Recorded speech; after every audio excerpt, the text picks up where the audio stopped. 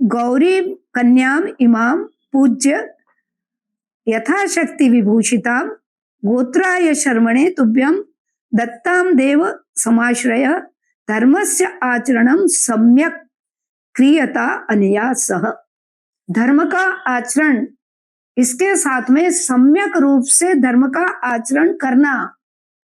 धर्म का आचरण यानी पूजा पाठ वाला धर्म नहीं, कर्तव्य पालन वाला धर्म, आदर्श व्यवहार वाला धर्म, कि इसके साथ में कोई गलत व्यवहार नहीं करोगे आप, इसके साथ आदर्श व्यवहार रहेगा आपका, इसको अच्छे से सम्मान पूर्वक व्यवस्थित रखोगे आप, इसके खाने पीने का, रहन सहन का, स्वास्थ्य का, हर बात का ध्यान रखोगे।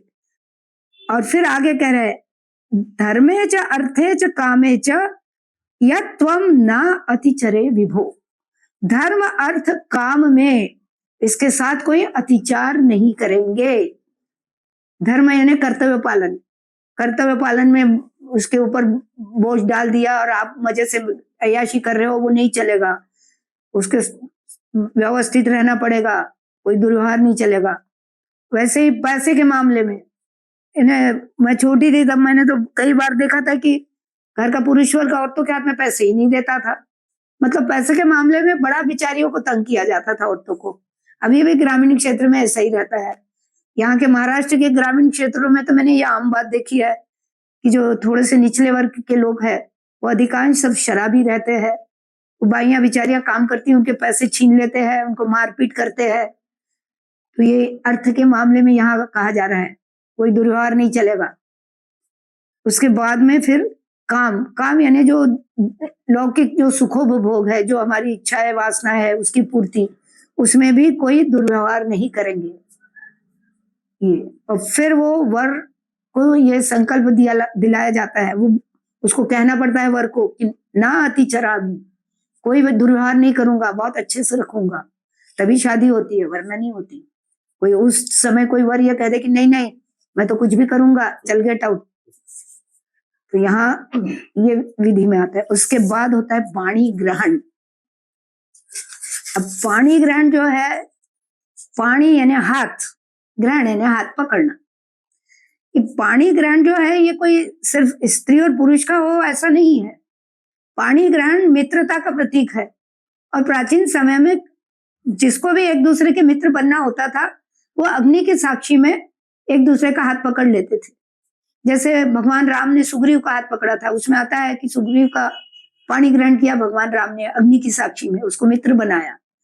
तो यहाँ भी एक दूसरे के मित्र बनना है, कोई हल्का भारी कुछ नहीं, औरतों की कोई भी इज्जत ही नहीं है इसमें, दोनों बराबरी के हैं, कोई भेदभाव नहीं है, दोनों एक दूसरे के मित्र बन के रहेंगे। और मित्र यानी आज के जमाने जैसे नहीं, ऊपर से मीठा बोल रहा है, फ्रेंड फ्रेंड कर रहा है और पीठ में छुरा भोंक रहा है, वैसा नहीं। मित्र यानी सच्चे अर्थों में मित्र। तो ये पाणी ग्रहण उसके लिए। अब इसमें जो मंत्र भी है बहुत ही सुंदर है। ओम यदैषि मनसा दूरम दिशो अनुपवमानो वा हिरण्यपर्णो वै कर्ण सत्वा मन्मनाम करोतु असौ। कि चाहे शरीर से हम भले ही दूर रहे, मन से हम कभी दूर नहीं। कितनी बड़ी बात है, इससे बढ़ के और आनंद की बात क्या हो सकती है जी। अब इतना हो जाने के बाद में आता है ग्रंथि बंधन। ग्रंथि बंधन यानी वो जो एक दूसरे के वो बांधते हैं ना गांठ, गठबंधन। हमने जो वो गायत्री मंत्र के दुपट्टे की बात कही ना, तो वो दोनों के कंधे पे रहते हैं और एक दूसरे की वो गांठ बांधते हैं। ये ग्रंथि बंधन को अपन वेल्डिंग भी कह सकते हैं। जैसे लोहे के दो अलग अलग टुकड़े रहते हैं, अग्नि के जोड़ दिए तो एक हो जाता है। तो ये ग्रंथि बंधन के माध्यम से दोनों अलग अलग है पर अब एक बन जाएंगे। ये भी अपने आप में बहुत बड़ी बात है। अभी एक क्यों बन रहा है, तो वो जो गांठ बांधी जाती है ना, तो गांठ के बीच में कपड़े में 5 चीजें रखी जाती है। वो 5 चीजें होती है चावल, फूल, दुर्वा, हल्दी और एक सिक्का। ये 5 चीजें रखी जाती है। अब चावल किस लिए रखे जाते हैं मालूम है? चावल को अक्षत कहते हैं। अक्षत यानी क्या? जिसका क्षत नहीं है, खंड नहीं है, 2 भाग नहीं पड़े उसमें। बाकी जितने भी अनाज है सब में 2 खंड रहते हैं। दालें देख लीजिए, गेहूं में भी दरार दिखेगी, चावल में कहीं कुछ नहीं दिखेगा। चावल इसीलिए पूर्णता का प्रतीक है, इसीलिए पूजा में उसको उपयोग में लिया जाता है। बहुत बड़ा प्रतीक है चावल, पूर्णता का प्रतीक है। तो वो चावल इसलिए रखा जाता है कि तुम्हारा दाम्पत्य जीवन भी ऐसा ही अखंड रहेगा, खंड नहीं पड़ेगा उसमें। फिर फूल सुगंध और कोमलता का प्रतीक है। संबंध जो होंगे वो कोमलता से भरे रहेंगे, सुंदरता से भरे रहेंगे, आनंद से भरे रहेंगे, सुगंध से भरे रहेंगे, घटिया नहीं जाएंगे, ऐसे गुंडागिरी नहीं चलेगी। अब ये तो फूल के बजाय कांटे हो गए कांटे ही बांध लिए लोगों ने, जिंदगी बेचारी नरक जैसी हो गई। पढ़ लिख के कुछ हाथ में नहीं आया। वो महिला जिसने अत्याचार किया बेचारे के उसके ऊपर, उसके भी क्या दुर्गति होगी अभी। सोचो, जेल में बैठी हुई है। अपने आप में ही वो स्थिति कितनी बुरी है। आज अगर ये मूर्खता नहीं की होती, इन आदर्शों के अनुसार जिए होते, तो कितने आनंद से जी रहे होते। और वो बच्चा बेचारा उनका 4 साल का, आज उसकी दुर्दशा की सोचो। कैसे, कौन पाल रहा होगा, कैसे पाल रहा होगा, उसका क्या बनेगा, वो समाज के लिए क्या करेगा। ऐसा नागरिक आप समाज को दोगे? कितनी दुर्दशा, पूरा ध्वस्त करके रख दिया मूर्खों ने। इसके बाद में हाँ, हम जो वो चावल की और फूल की बात कही हमने, उसके बाद में आता है हल्दी जो है वो टॉक्सिन्स को दूर करती है। तो इसलिए जीवन में कभी कोई बाहर से भी विपरीत परिस्थितियां आती है तो वो लंबे समय तक नहीं रहे, तुरंत हट जाए। इसके लिए हल्दी को सिंबल के रूप में लिया है। मतलब कि इन लोगों ने इस तरह का जीवन जीना है कि जिससे इनके जीवन में हर तरह से आनंद और सुख शांति बनी रहे। फिर हल्दी के बाद में आता है दुर्वा या दूब कह ले उसको। वो जो दुर्वा जो होती है, नहीं दूब शायद अलग होती है, जो भी हो, दुर्वा इसमें शब्द प्रयोग है। उसको धूप भी बोलते हैं, हाँ, दुर्वा भी बोलते हैं, जो हाँ, तो घास, वो घास होती है एक तरह की। अब उस घास की विशेषता ये है कि अगर वो सूख भी जाती है तो अगर उसको जमीन में डालते हैं और पानी डालते हैं तो फिर से उगाती है, ये उसकी विशेषता है।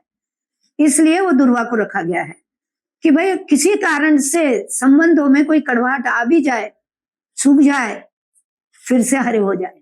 कितनी अच्छी बात है। जैसे बच्चे खेलते खेलते लड़ते हैं, अब लड़ लिए, फिर थोड़ी देर बाद में फिर फ्रेंड हो जाते, कोई पकड़ के नहीं बैठते। और नहीं तो ये तो सब जिंदगी ही बर्बाद, पूरी पकड़ के ही बैठे मूर्ख लोग। तो ये दुर्वा उसके लिए है। और फिर पैसा है, सिक्का। अभी गृहस्थी में गया तो बिना पैसे के तो पत्ता भी नहीं हिलता है, तो कमाना बहुत जरूरी है। तो पैसे भी कमाना है, उसका अच्छा उपयोग भी करना है। गृहस्थी में ही पैसे का उपयोग है, बाकी तो दूसरे ही लोग मदद करते हैं उनकी। अब जैसे शुरू का जो ब्रह्मचर्य का है, तो वो बच्चे की पढ़ाई लिखाई जो भी है वो तो माता पिता करते हैं, उसको तो कमाना नहीं रहता है। वानप्रस्थ में भी फिर वो, हाँ, वो अलग टाइप का रहता है, रिटायर हो जाते हैं। तो गृहस्थ एकमेव ऐसा है जिसमें धन कमाने का विशेष महत्व है, और जरूर कमाना चाहिए और उसका सदुपयोग भी करना चाहिए। और उसके बाद में आती है इनकी 10 प्रतिज्ञाएं। दोनों ही लड़का लड़की 10-10 प्रतिज्ञाएं लेते हैं। ये भी प्रतिज्ञाएं बिल्कुल मतलब जानने लायक है। कोई इन प्रतिज्ञाओं को फॉलो करेगा तो उसकी गृहस्थी कभी नहीं उजड़ेगी, गारंटीड। और खास तौर से जब विवाह संस्कार चल रहा हो, उस समय एक मानसिक स्थिति ऐसी होती है सभी की, मतलब कम से कम लड़का लड़की की तो होती है, एक अलग ही इमोशनल स्थिति होती है। और उस स्थिति में जब जो विचारणाएं डाल दी जाती है वो लंबे समय तक चलती है, वो नष्ट नहीं होती। और फिर हमारे यहाँ तो यहाँ तक तो सीमित ही नहीं है विवाह संस्कार तक। विवाह संस्कार तो हो गया, पर हर साल विवाह दिवस भी मनाया जाता है। तो हमारे यहाँ तो हम लोग मजाक में कहते हैं कि भाई ये विवाह दिवस जो है ये आपका विवाह का लाइसेंस रिन्यू करने के लिए, हर साल लाइसेंस रिन्यू करो, क्योंकि ये विवाह संस्कार के संबंधित बहुत सी बातें उसमें विवाह दिवस में भी आती है।